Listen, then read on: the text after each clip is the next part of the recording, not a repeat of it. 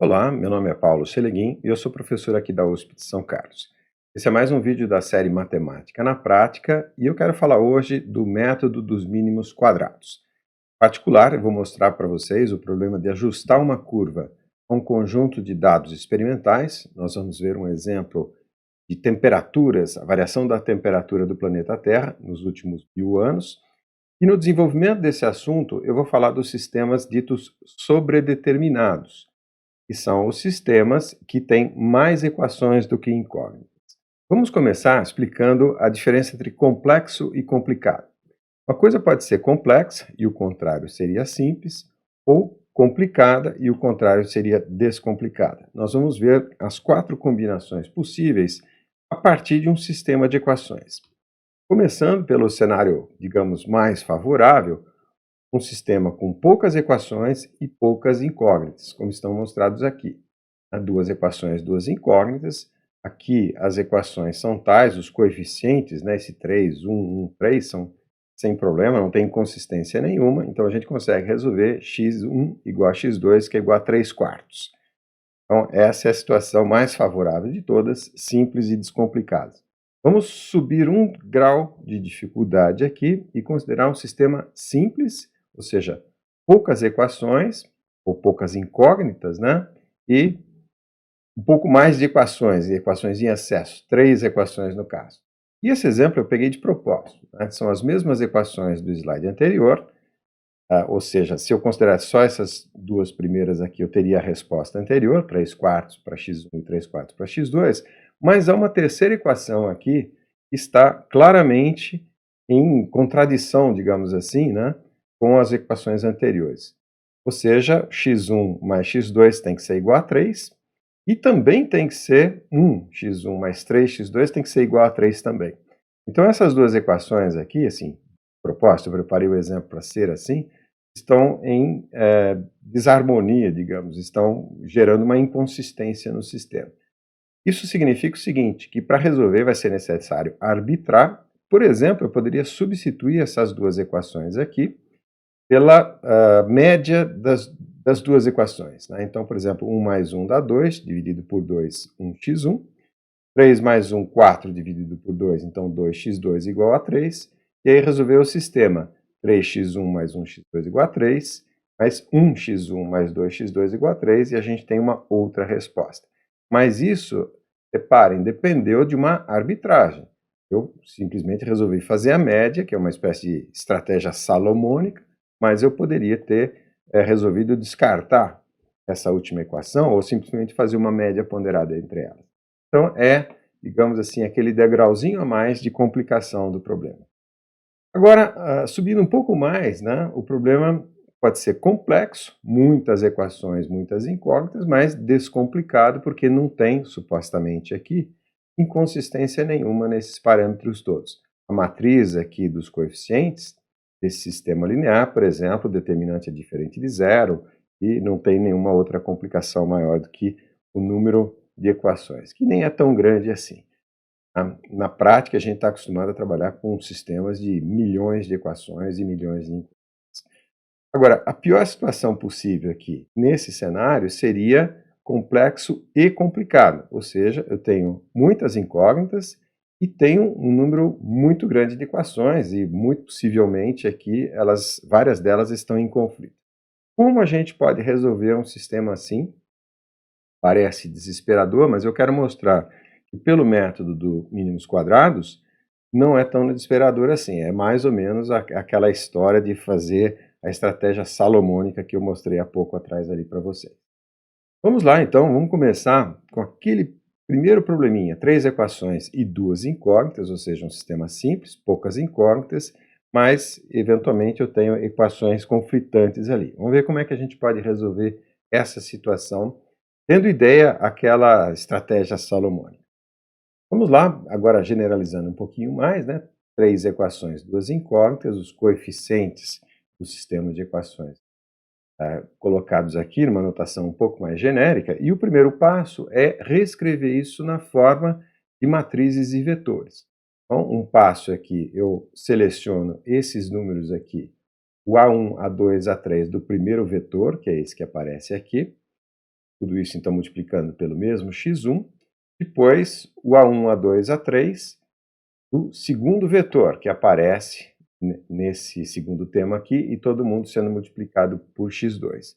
Do outro lado da igualdade, eu tenho o vetor B1, B2, B3, está mostrado aqui, e aí justamente eu consigo escrever em notação vetorial, aí bem mais simplificado. Então, x1 vezes o vetor A1, mais x2 vezes o vetor A2, isso dá igual a B. Tá? E aí, A1, A2 e B pertencem ao R3. Isso não é uma restrição, esse R poderia ser lá o meu R9900, 9800. Okay? Bom, para aplicar aquela estratégia salomônica, eu vou definir um erro, na verdade. Por quê? Porque meu problema é que há inconsistências nesses números e, eventualmente, esse igual aqui não é possível no sentido estrito da palavra. Então, a estratégia aqui consiste em fazer o seguinte: identificar que A1 e A2, desse lado esquerdo aqui da igualdade, geram um plano, tá? O que a gente chama de espaço gerado. Ou seja, todos os possíveis números x1 e x2 vão gerar todos os possíveis vetores que podem estar inseridos nesse espaço S, que é o espaço gerado. Qual deles eu vou escolher como sendo solução para B? Por quê? Porque cada um que eu escolher, né, aqui tem um certo par x1, x2, um outro par x1, x2, e eu tenho um erro, né, que seria a distância entre esse ponto e o meu vetor B, que não necessariamente está em S. A gente sabe que a menor distância entre B e esse plano, na verdade, é o que? É a projeção ortogonal de B nesse plano. E a gente vai chamar isso de B estrela, e essa é justamente a solução que a gente está procurando. Então, para obtê-la, o que eu tenho que fazer? Eu tenho que equacionar esse erro, que é a distância entre esses dois pontos aqui, e minimizá-lo. Okay? Então, a definição pode ser feita dessa maneira, quer dizer, esse erro que é um erro função de x1 e x2, já que variando x1 e x2 eu gero todos os vetores possíveis aqui do plano S, e aí eu vou minimizar esse erro, né, que é a distância entre B1 e B2, a norma do vetor B1 menos B2, que seria esse vetor que sai daqui e vem aqui para cima. E reconhecendo, né, eu vou até grifar ali para ficar bem claro, os valores de x1 e x2 que minimizam o erro quadrático correspondem à projeção ortogonal de B sobre S, e é exatamente por isso que o método se chama método dos mínimos quadrados. A gente vai minimizar esses erros quadráticos aqui. Para fazer isso, então, vamos desenvolver aqui a expressão do erro. No lugar do B estrela, eu coloco a fórmula genérica dele, gerada aqui pela combinação linear de A1 e A2, e desenvolvendo esses termos, né, fazendo esses quadrados aqui, eu tenho B menos aquela primeira componente, segunda e a terceira componente. Okay? O desenvolvimento aqui, depois, se vocês tiverem dúvida, parem o vídeo e eu recomendo, façam as contas ali no caderno. Agora, minimizar o erro significa o quê? Impor duas equações simultâneas. Duas porque são dois parâmetros apenas. Então, eu vou derivar a função do erro, que é essa função que eu acabei de escrever aqui, em função de x1, e impor que isso seja zero, e simultaneamente eu vou derivar em relação a x2 e impor que isso também seja zero. Então, duas equações para duas incógnitas x1 e x2.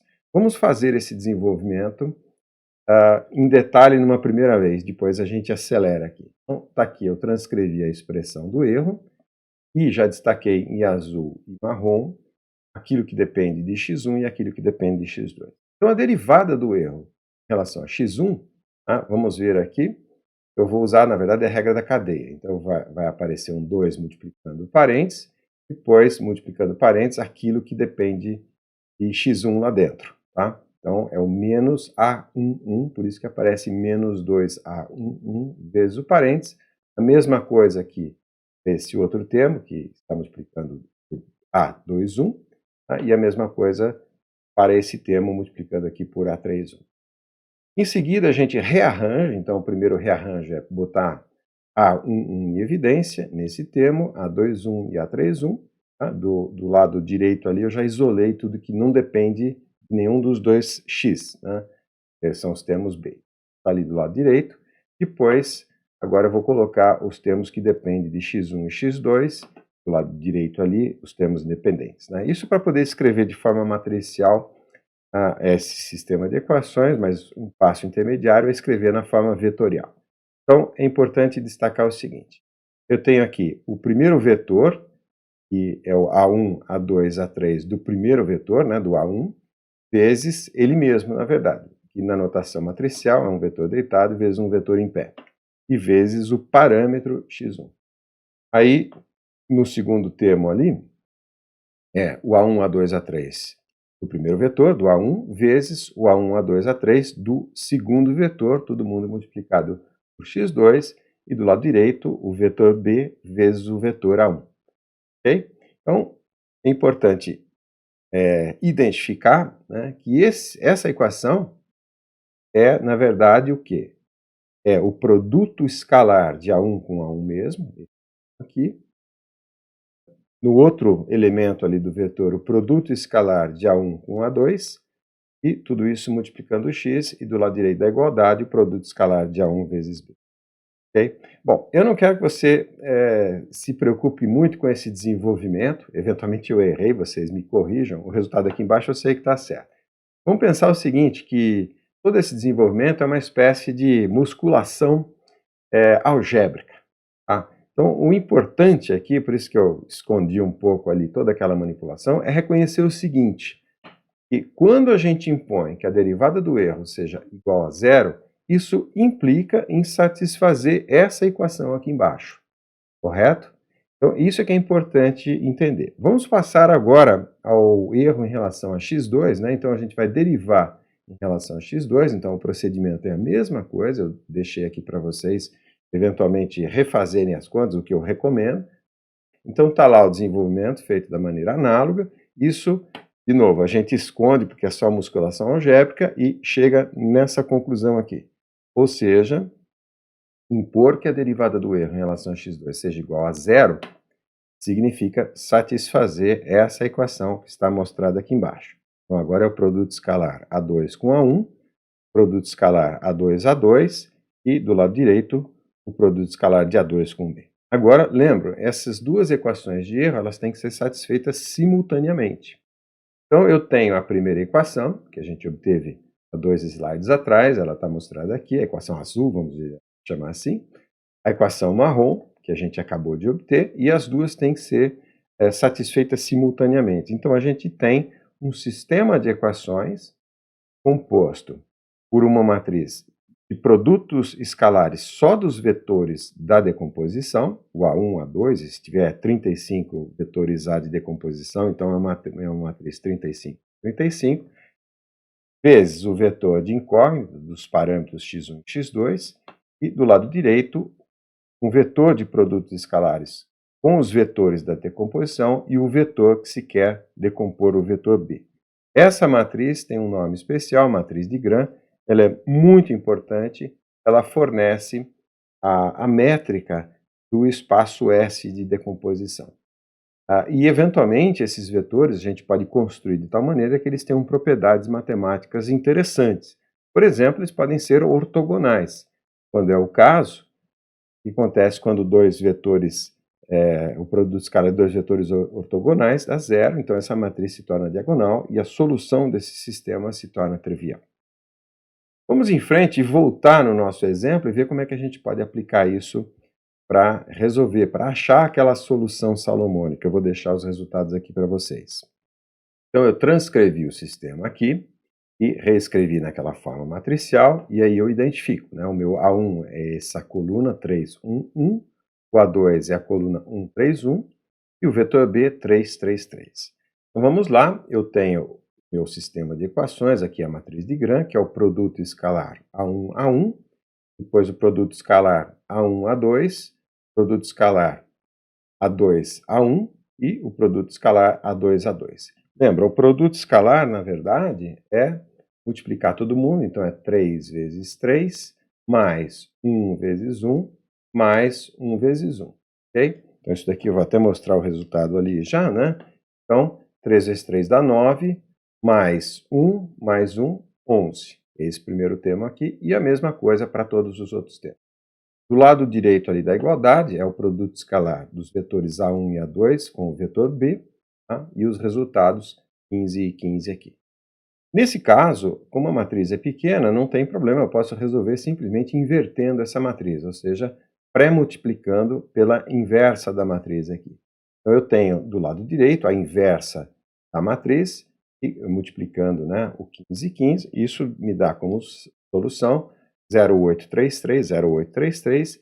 Quando eu retorno esse resultado no problema original, né, aliás, nesse problema original aqui, eu tenho que o vetor de decomposição é diferente, né, do 333, que era o que eu queria, né? Esse vetor 3,332, 3,332 e 1,666 é diferente de 333. Tá? Então, o que está acontecendo? Está acontecendo é aquilo que a gente tinha intuído alguns slides atrás. Essa figura, inclusive, está em escala, né? Aqui está o A1, que é o 311, o A2, que é 131, e destacado em cinza aqui está o espaço gerado por esses dois vetores, A1 e A2. O vetor 333, que era o que a gente queria decompor, ele não faz parte desse plano cinza.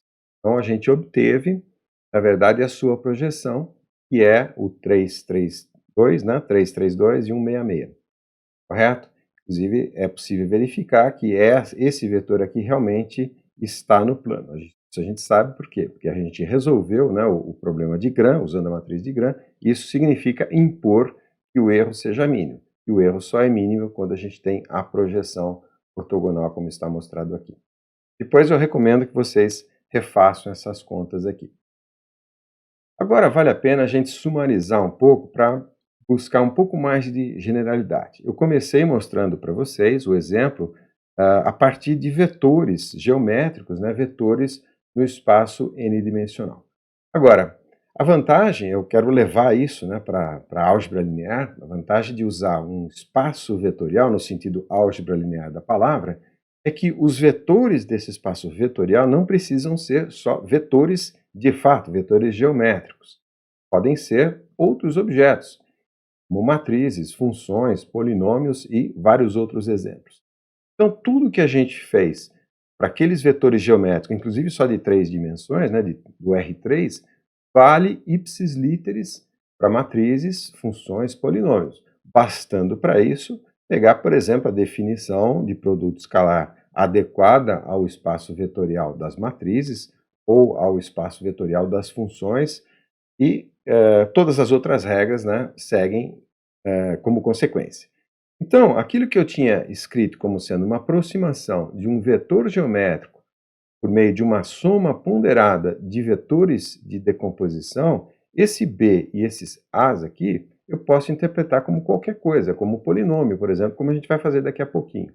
E justamente, impor que o erro seja mínimo significa resolver o problema ali da matriz de Gram com produtos escalares escolhidos adequadamente. E é isso que nós vamos fazer logo em seguida. Vamos lá, algumas conclusões, né, só para ficar bem registrado aqui. Então, a aproximação de um vetor pode ser, como eu disse, uma matriz, uma função, ou qualquer outra coisa que satisfaça a condição de ser um espaço vetorial. Então, a gente quer aproximar esse vetor, que é complexo e complicado, por uma soma ponderada de vetores simples e descomplicados. Por exemplo, eles podem ser ortogonais, aqueles A1, 2, 3, né, podem ser ortogonais, e isso simplifica muito a obtenção ali da solução do problema matricial. E é justamente, né, por ser uma soma ponderada, então você tem um problema linear, isso é, em outras palavras, né, o chamado método dos mínimos quadrados lineares. Mínimos quadrados porque a gente minimiza o erro quadrático, e linear porque a decomposição partiu de uma soma ponderada, né? Então, os coeficientes de ponderação é que são as incógnitas do sistema linear. Vamos ver um exemplo. Como eu havia adiantado no início aqui, eu quero mostrar para vocês a análise do problema da variação da temperatura média global. Esses dados vocês podem obter na internet de maneira muito fácil, estão disponíveis.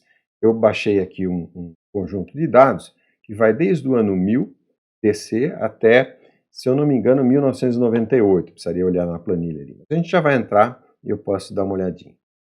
Esses dados, então, só uma explicação, como é que eles são obtidos, como é que a gente sabe a temperatura no ano 1150 aqui, por exemplo, tá? Tem várias maneiras de fazer isso, até analisando troncos de árvore, por exemplo, é uma ciência chamada dendrologia, tá? Mas esses dados que eu estou usando aqui são amostras de gelo tirados aqui na estação de Vostok, no Polo Sul, na Antártica. Então são perfurações, né, e são colhidas amostras de gelo a uma certa profundidade, e nesse gelo há bolhas de ar aprisionado. E esse ar foi aprisionado há 1000 anos atrás, 500 anos atrás, quando aquela neve caiu, formando aquela camada de gelo. Então, através da análise dessas amostras de ar, é possível identificar e reconstruir, por exemplo, concentração de CO2, várias outras variáveis climáticas é possível deduzir a partir desse tipo de análise. No caso, eu quero mostrar para vocês como a gente chega nesse resultado aqui, que é uma variação média do ano 1000 até o ano 1850, houve um resfriamento de alguma coisa como 4 décimos de milésimo de grau por ano, e do ano 1850 até o ano 2000, um aquecimento de 4 milésimos de grau por ano. Isso, obviamente, são números médios aqui. Ou seja, o que eu quero fazer é ajustar uma reta nesses pontos aqui do ano 1000 até o 1850, depois uma outra reta de 1850 até o ano 2000 ali. Isso daqui, esse resfriamento e esse aquecimento, isso bate um pouco com informações históricas que a gente tem. Notadamente aqui no período da Rainha Vitória, que é o auge da Revolução Industrial, fazia muito mais frio, né? Então isso são fatos históricos. Na época do Shakespeare fazia um pouco menos de frio, e ali na Idade Média, e sei lá, talvez São Luís, né? Que era um cruzado, né? Um rei francês que fez várias cruzadas. Então aqui a temperatura já era bem mais alta. Agora, o ponto é, obviamente, né, esse aquecimento ele coincide com o início da Revolução Industrial, na verdade, o auge da Revolução Industrial, quando se consomem muitos combustíveis fósseis, portanto, emissão de gás de efeito estufa. Então, toda essa parte climática eu quero deixar de lado, eu quero só fazer o tratamento dos dados com vocês, correto? Então, vamos lá. O nosso modelo, como eu havia dito, vai ser uma variação linear. Veja, o meu T maiúsculo aqui são as temperaturas e o T minúsculo são os anos, né? Ano 1000, 1001, 1002, e aí eu tenho dois parâmetros aqui, o A e o B, os coeficientes da reta. Obviamente, isso vai valer no sentido salomônico ali, no sentido mínimos quadrados, agora eu posso usar o termo, para todos os pontos, ou seja, eu vou escrever que isso vale para o T0, para o T1 e assim sucessivamente para os N mais 1 pontos que eu tenho aqui. E isso, eu mostrei ali atrás, como eu posso entender isso como se fosse uma soma de vetores, né? Então, o T, o vetor com todas as temperaturas, o T minúsculo, o vetor aqui, que seria o vetor com todos os anos. Aqui só um truquezinho, né? Esses números Bs aqui que aparecem, é como se eles estivessem sendo multiplicados, né? O B está multiplicando um vetor cheio de uns nos seus elementos aqui. E a gente vai, inclusive, gerar isso daqui a pouco na planilha. Correto? Então, esse é o nosso modelo e os nossos vetores de decomposição, isso é importante identificar. Então, é esse vetor T e esse vetor unitário aqui. O que a gente vai fazer é montar o sistema, né, o sistema de Gram. Então, a matriz dos produtos escalares de T com T, T com 1 com T e 1 com 1. E do lado direito ali da igualdade, o produto escalar dos vetores de decomposição com o vetor de temperatura. E nós estamos, então, fazendo exatamente aquilo que ficou claro naquele exemplo 3 por 2. Né? Vamos obter a projeção sobre o espaço gerado pelos vetores t, os anos, né, e pelos vetores 1, correto? E é importante também destacar que esse igual que a gente escreve aqui, esse igual nesse sistema de equações é correto, é um igual estrito no sentido matemático. Mas esse que a gente escreve aqui, que veio do slide anterior, é um igual, digamos, aproximado, né?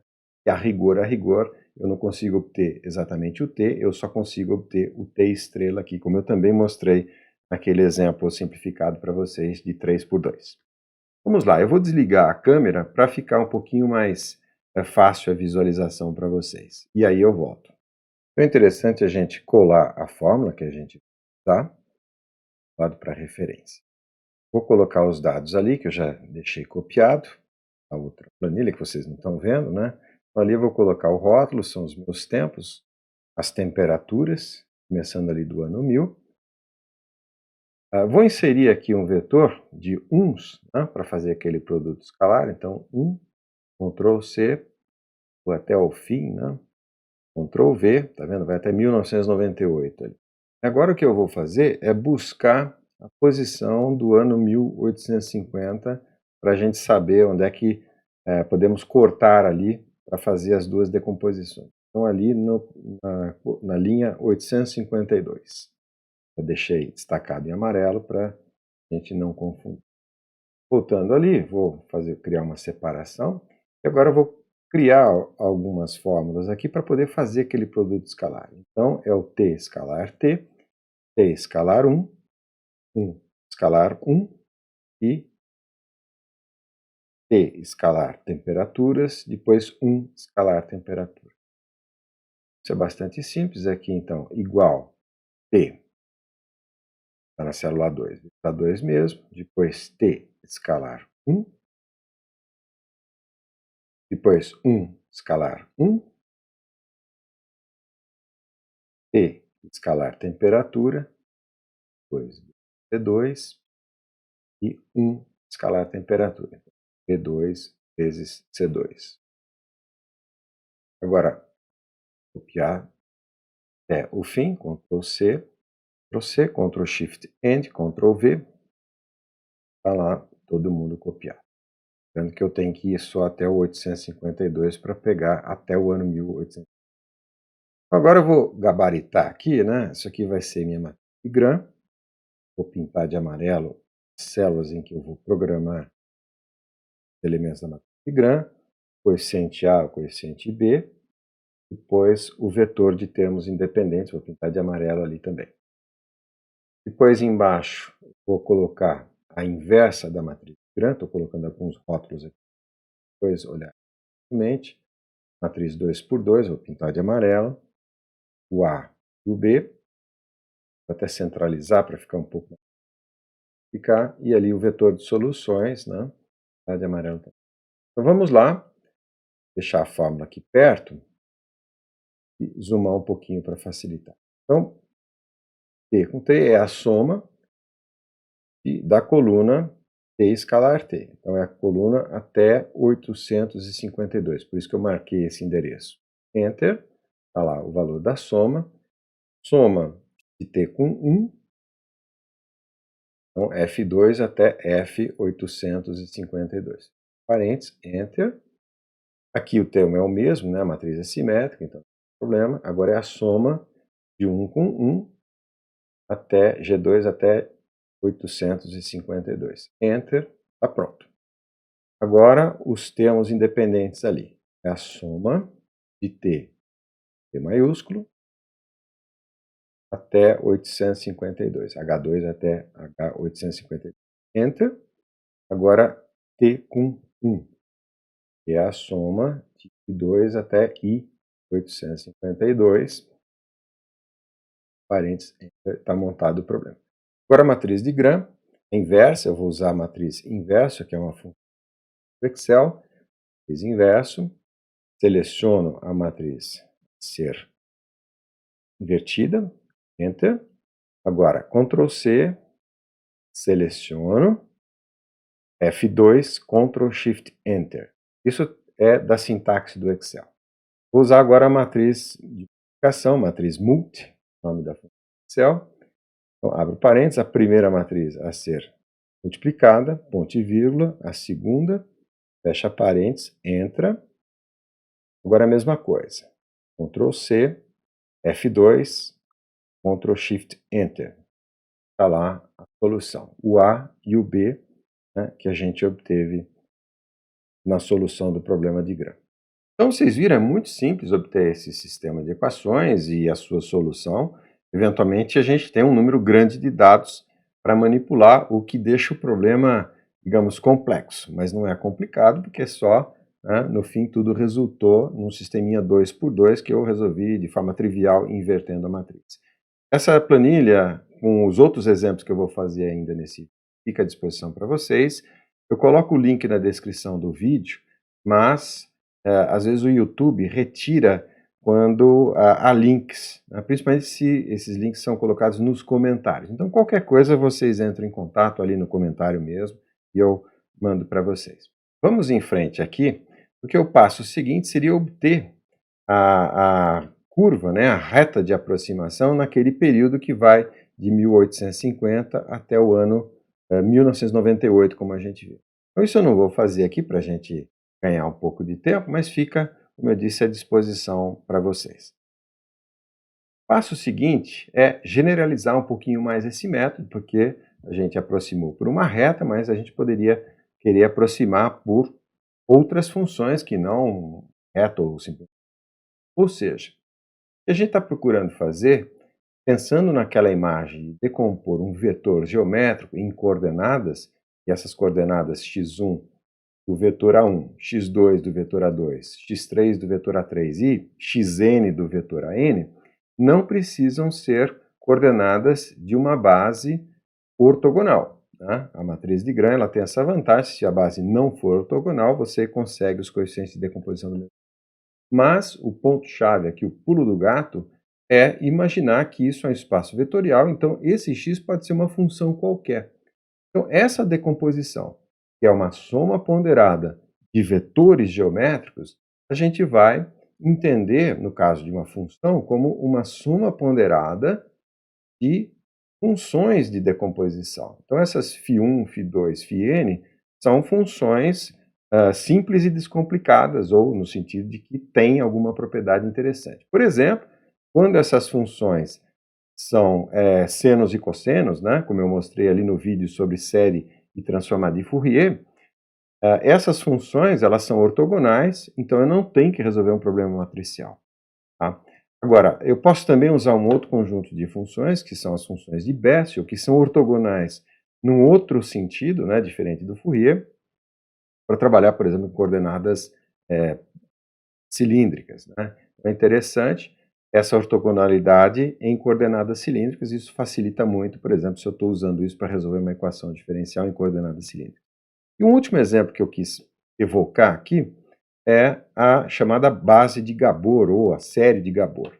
No caso, essas funções são senos e cossenos, né, exponenciais complexas, transladadas e janeladas, né, essa função h é uma função janela, isso não é uma base. Na verdade, é o que a gente chama de estrutura oblíqua, ou, em português um pouco mais simplificado, né, é uma base redundante. Uma base redundante é como ter, por exemplo, 4 vetores para representar um vetor no R3. Então, você não precisa de 4 vetores, basta ter 3. Tá? Mas, em transmissão de sinais, transmissão de dados, é interessante ter uma certa redundância na base de decomposição, porque quando você vai transmitir os dados, por exemplo, esse x1, x2, x3 e o x4, né, pode haver algum ruído na linha de transmissão, e aí esse dado chegar parcialmente corrompido no receptor, mas ele pode reconstruir, recompor a informação, porque há uma certa redundância ali nesses números, x1, x2, x3. Isso é muito interessante, por isso que eu coloquei aqui como exemplo. Mas vamos lá, né? Então, supondo que seja assim, aquelas minhas funções φ são funções escolhidas de alguma maneira conveniente, né? E o problema é exatamente o mesmo. A matriz de Gram é a matriz formada pelos produtos escalares, e o termo independente é o produto escalar das funções de decomposição com a função a ser decomposta. E ali vão os coeficientes daquela soma ponderada. Ou seja, essas funções φ podem ser funções polinomiais, como eu estou mostrando aqui, né? X a 0, x a 1, x a 2. Tá? E, no caso, para identificar o produto escalar, né, eu posso, identificando que uma função genérica xk é simplesmente x elevado a k, o produto escalar eu posso escolher vários, né, mas o usual é simplesmente fazer o produto e integrar um certo intervalo L de decomposição.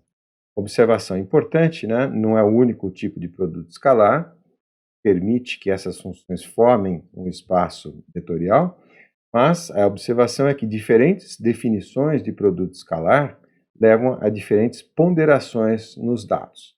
Tá? E uma outra observação, se essa função x, f de x e φ de x é contínua, como eu estou mostrando aqui, a gente pode ter essa definição integral, ou se ela é amostrada por pontos, eu posso ter, por exemplo, isso daqui sendo representado por um somatório. Vamos voltar ao exemplo ali da decomposição do sinal de temperatura, né, e tentar melhorar a nossa decomposição. Porque o que nós fizemos? A gente, para identificar o resfriamento e depois o aquecimento, a gente seccionou em duas metades, né, duas metades desiguais, né, mas seccionou em duas partes. Agora, eu recomendo que vocês façam o seguinte, só para efeito de teste, já que a planilha está disponível. Aqui a gente seccionou em 1850. A gente poderia ter pego 1830 ou 1870. Então, esse ponto aqui onde a gente faz a secção, como são poucos dados à direita, então isso vai ter uma influência grande naqueles valores de aquecimento e resfriamento. Principalmente do aquecimento aqui, porque são menos dados do que os dados ali do ano 1000 até o 1850, mais ou menos. Então, uma ideia para não ter essa subjetividade aqui seria o quê? Seria aproximar por uma única função cubra todos esses dados aqui, ou seja, a ideia é aproximar por uma parábola. Por quê? Porque ela vai mostrar tanto essa parte de declinação quanto essa parte de aquecimento aqui. Okay? Então a ideia é a mesma, aproximar por uma parábola, esse é o nosso modelo, isso obviamente é válido para todos os nossos pontos. Eu não vou voltar, né, na representação vetorial, isso aqui está mostrado ali para vocês, eu acho que já dá para entender, e o problema matricial gerado é exatamente o mesmo, né? O produto escalar dos vetores, então aqui os vetores x elevado a zero é 1, né? Então são vetores com 1's nas colunas, e depois 1 com x e 1 com x quadrado, e a mesma coisa para os outros termos. E do lado direito ali, o termo independente, é o vetor de temperaturas, escalar o vetor 1, o vetor x e o vetor x quadrado. E no caso, como eu havia dito para vocês, o produto escalar, já que agora a gente tem a função representada por pontos, esse produto escalar é o produto, né? Então eu posso simplesmente fazer a soma das potências, né? K mais L, porque é o xk, o vetor xk, escalar o vetor xl. E ali, aquele termo dx que apareceria aqui, né? A gente está representando a integral por uma soma, a regra do trapézio, por exemplo. E o termo dx que aparece aqui, na verdade, eles apareceriam aqui nas equações também, né? Teria um dx aqui assim, e, obviamente, eles se cancelam. Isso que eu não escrevi aqui. Ok? Então, é a mesma coisa. Nesse caso aqui, eu não vou fazer a montagem da planilha, mas ela está na mesma planilha que eu deixei o link para vocês. Então, também é relativamente simples fazer essa manipulação, fazer essa montagem, e o resultado está mostrado aqui embaixo. Então, é um ajuste bastante interessante, e a gente pode, por exemplo, dizer que o aquecimento ali nos últimos anos é essa derivada aqui, e o resfriamento do ano 1000 em diante seria essa outra derivada aqui. São critérios, né, a partir de dados que são bem mais complexos e complicados do que essa solução simples e descomplicada que a gente representou aqui. Agora aqui eu quero falar de uma outra coisinha rápida, que é a história do erro. Porque como é que eu sei se esse ajuste está bom ou ruim? Obviamente isso daqui eu obtive sem fazer o sistema, né? Esse R quadrado aqui é o próprio Excel que faz esse ajuste para mim, como eu mostrei para vocês, mas a gente pode definir o erro entre o ponto real, que seria um pontinho aqui em cima, e o ponto ajustado, ou seja, essa distância aqui. Então, isso daqui seria o erro, então eu vou ter uma variável de erro que eu posso definir dessa maneira. O Tn menos o Tn ajustado, e quando eu faço um gráfico desse erro, do ano 1000 até o 1998, eu tenho essa curva azul aqui. E aí eu posso fazer análises estatísticas sobre ela. A primeira que eu fiz aqui foi justamente pedir para o Excel ajustar uma reta, tá? E para mostrar que o termo independente da reta é muito próximo de zero, mostrando que o erro está centrado. Ou seja, a gente foi salomônico, né? Tem erros tanto para mais quanto para menos aqui em igual proporção. A gente pode também fazer um histograma desses erros, fazer uma contagem dos pontos acima e abaixo, está feito aqui, e em função desse histograma eu calculo, por exemplo, a média, né, que seria ideal que seja zero, então eu não tenho nenhum desvio sistemático. Mas principalmente aqui o desvio padrão, mostrando que, o desvio padrão calculado, né, 0, 1, 3, 4, 7, mostrando que o mais ou menos 3 sigma, o meu erro da decomposição, está entre mais ou menos 0,4 graus. Ou seja, eu vou até voltar um slide, né? Poderia dizer o seguinte, e essa temperatura aqui, eu ajustei, né, a linha pontilhada, eu ainda poderia colocar uma barra de erro aqui de 0,4 graus centígrados, tá? Vindo da análise do erro. Okay? Isso daqui é exatamente a forma como eles levantam aqueles erros de pesquisas de intenção de voto nos institutos de pesquisa. Mas vamos lá, vamos em frente. E agora o último exemplo que eu queria fazer com vocês é de uma função com mais de uma variável. Então imagina agora que a gente tem pontos amostrados, por exemplo, ali no Polo Sul, né, eu vou em várias posições XY da Antártica e faço coleta de temperatura a uma profundidade correspondente ao ano 1000, por exemplo. Então eu tenho pontos distribuídos no espaço, então x, y, e valores de temperatura que eu obtive analisando ali aquelas bolinhas presas no chão. Então a ideia aqui, na verdade, agora é passar uma curva bidimensional, né? E no caso, desenho aqui um plano através desses pontos aqui. É exatamente a mesma coisa, apenas a decomposição tem algumas particularidades. Então aquela minha função f de xy, que são aquelas temperaturas ali colhidas em várias posições na Antártica, eu vou representar por um plano, né? Então é um c, uma constante, mais uma constante vezes x, mais uma constante vezes y, ou se eu quiser incluir termos de maior ordem, né, termos bilineares, por exemplo, né, então x quadrado, xy, y quadrado, quando a gente diz bilinear, é a soma aqui das potências dá 2, né, ou trilinear, então x cubo, x quadrado y, xy ao quadrado ou y ao cubo, ou assim sucessivamente, né, se você quiser gerar, basta usar, por exemplo, ali a chamada pirâmide de Pascal.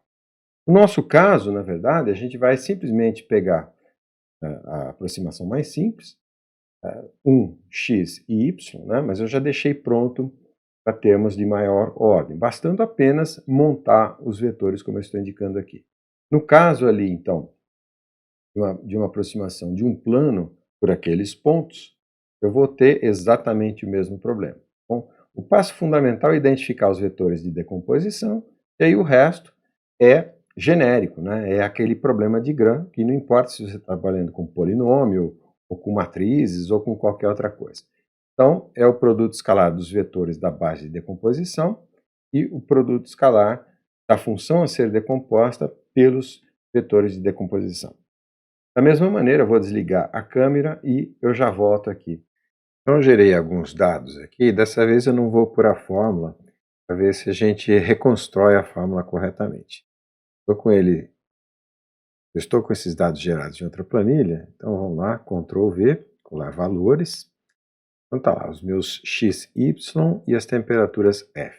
Separar, vou preparar os produtos vetoriais. Então, escalar 1, é um vetor só de uns, na verdade. Ctrl C, Ctrl V, copiar até lá embaixo. E vou centrar aqui para ficar um pouco mais fácil. Agora, escalar x, escalar y, depois x escalar x, x escalar y escalar y, agora escalar f, x escalar f e y escalar f. Agora é só fazer as multiplicações. Então é o igual 1 na célula E2 vezes o x correspondente na célula A2. Mesma coisa para y, E2 vezes B2 e x é A2 vezes A2. XY, então é A2 vezes B2 y é B2 vezes B2. Aí 1 escalar F, então E2 vezes a célula C2. Esse escalar F é A2 vezes C2 e y escalar F é B2 vezes C2. Agora é só copiar todo mundo até lá embaixo.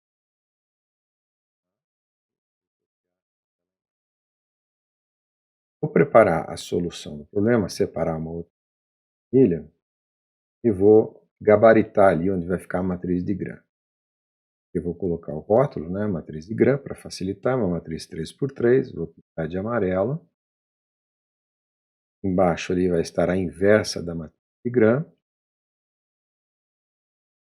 De novo, 3x3, de amarelo, e o termo independente é a solução. Então, termo independente direita, a solução já aqui embaixo, como eu fiz no primeiro exemplo, e colocar os rótulos dos coeficientes. Então, C00, depois C10, depois C01, dá também, Ctrl C, e vou colocar ali embaixo.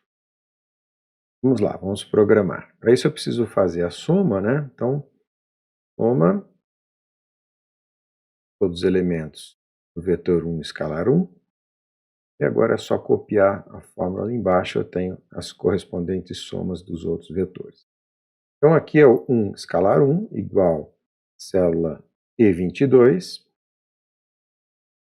1 escalar x é a célula F22. Depois G22. Agora é simétrico, né? Então eu pego E4. Aqui x escalar x, H22. X escalar y e 22. Simétrico também, com R. Aqui o R4, e agora y escalar y está na J22. A matriz de Gram está pronta, agora só preciso os termos independentes, o 1 escalar f, depois x escalar f e y escalar f. A montagem está pronta. Vamos fazer a inversa, vou usar a função inversa do Excel, que é a matriz ponto inverso. Abre parênteses, seleciono a matriz que vai ser invertida, fecha parênteses, Enter, está lá. Agora vamos copiar os outros elementos, Ctrl C, seleciono a área, F2, Ctrl Shift, Enter. Então, expõe toda a matriz.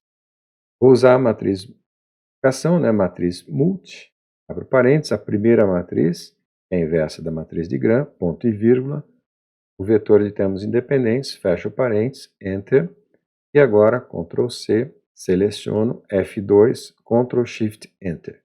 E está lá, 1, 2, 3. E é exatamente a fórmula que eu tinha colocado para gerar aqueles pontos ali à direita. Vou colocar a fórmula ali para vocês verem.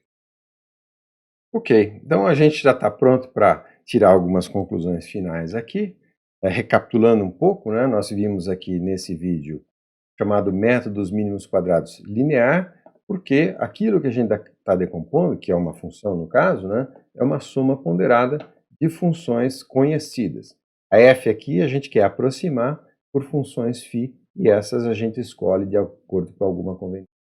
No caso, então, quando a gente impõe que o erro seja mínimo, né, derivando em relação aos parâmetros aqui da decomposição, da soma ponderada, a gente cai no problema de Gram, e é então genérico, não importa o tipo de vetor que você tem. No caso aqui eu já deixei pronto para funções, bastando apenas você pegar o produto escalar adequado para aquele tipo de vetor, para aquele tipo de espaço vetor. Então isso é o que nós vimos hoje, mas existem situações em que a gente não quer fazer uma decomposição linear, ou seja, a minha função f não vai ser escrita como uma soma ponderada de funções totalmente conhecidas. Por exemplo, eu posso escrever como sendo uma soma ponderada de funções parcialmente conhecidas. Aqui eu estou colocando como exemplo, né, um x elevado a um parâmetro b e uma exponencial de argumento negativo, cujo argumento ali multiplicado por um parâmetro c. Então, tanto a quanto b e c devem ser tais que minimize o erro quadrático.